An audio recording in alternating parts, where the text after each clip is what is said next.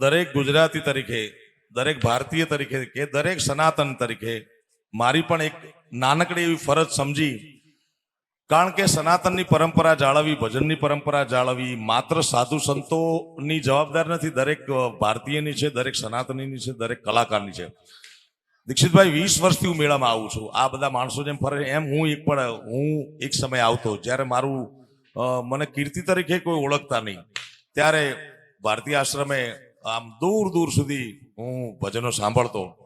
પછી આ જ સમાજે મને નામ આપ્યું, મને પ્રતિષ્ઠા આપી, કોક 5 માળા ઓળખે એવું નામ અને સન્માન આપ્યું.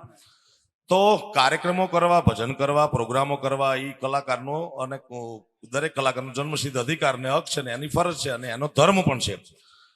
પણ મને એમ થાય કે ભજન થકી મને જે મળ્યું છે તો એ ભજન માટે હું શું કરી શકું. જ્યારે પુલ બાંધવાનો થાય રામ રાવણના યુદ્ધ લંકામાં, ત્યારે ખિસકોલી રૂપે હું તો નાનું એવું કર્મ કરું છું. અને મને એ વાતનો આનંદ છે કે આવનાર પેઢી, અત્યારની વર્તમાન પેઢી અને આવનાર પેઢી એ આપણી ભજનની પરંપરાને જાળવે અને સાચવે, એના માટે નાનકડો પ્રયત્ન છે.